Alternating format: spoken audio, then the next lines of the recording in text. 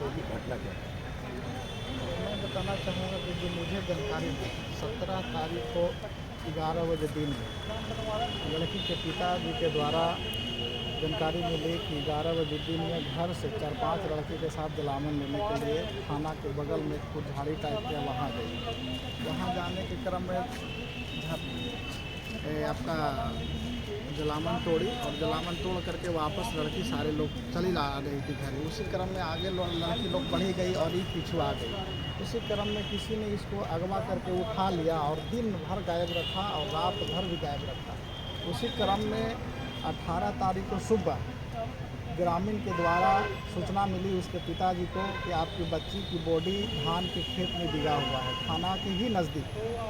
मुश्किल से थाना से 100 से 200 मीटर दूरी पर पिताजी जब गए अपनी बच्ची को देखे तब बिना कपड़ा के बच्ची को धान के खेत में उन्होंने देखा। तो अपने गमछी लिए हुए थे, वो गमछी को लपेट करके थाना से ही होते हुए अपने स्थानीय बाज़ार आती में ला करके एक छोटा सा क्लिनिक में उन्होंने ट्रीटमेंट करवाया। वहाँ से डॉक्टर ने सलाह दिया कि आप बेहतर इलाज के लिए गया जाइए और गया उन्होंने लाया। तो इसी क्रम में सब थाना को सूचना मिला, थाना अपने कब्जे में वो बच्ची को लिया और वहाँ के थाना अध्यक्ष के द्वारा गया लाया गया और गया सबसे पहले उनके द्वारा मगध मेडिकल ले गया, लेकिन वहाँ एडमिट करा करके थाना अपने मन से वहाँ से बच्ची को उठा करके फिर प्रभावती अस्पताल में लाता है और यहाँ दिखाता है डॉक्टर से। यहाँ के डॉक्टर ने कहते हैं कि फिर आप पुनः आप ले जाइए मगध मेडिकल में, क्योंकि हमारे के यहाँ फिजिशियन डॉक्टर नहीं है, लड़की का स्पेशलिस्ट फिजिशियन डॉक्टर की आवश्यकता है।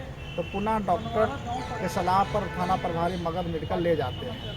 हमारी सूचना मिलती है करीब 18 तारीख को 2 से 2:30 बजे वहाँ के ग्रामीणों के द्वारा।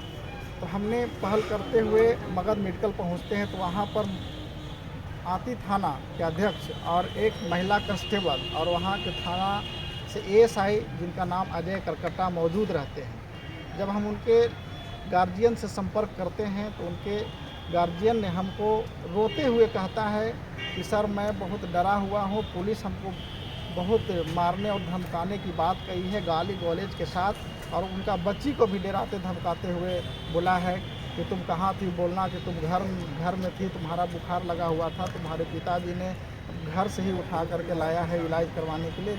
लेकिन ये बेवजह बनावटी वहाँ के थाना अध्यक्ष के द्वारा ये बयान तैयार किया जा रहा है। इसके पीछे वजह क्या है क्योंकि वहाँ के ग्रामीणों के द्वारा जो आरोप लगाया जा रहा है, क्योंकि थाना के बगल में उस लड़की की बॉडी पड़ा हुआ था धान के खेत में, तो वहाँ के क्षेत्रीय लोगों को कहना है कि हो न हो कहीं ना कहीं इस थाना के ही पुलिस के द्वारा इस तरह का निर्मम कांड किया गया है। क्या बच्ची के साथ क्या हुआ है? बच्ची के साथ दुष्कर्म किया गया है, 24 घंटा अगवा करके रखा गया है और बच्ची को देखा कि मर गया, उस अवस्था में जा करके धान के खेत में बिक दिया। लेकिन बच्ची मरी नहीं थी। सुबह में किसी ने देखा कि बच्ची छटपटा रही थी, उसके पिताजी को सूचना दिया तो पिताजी गए।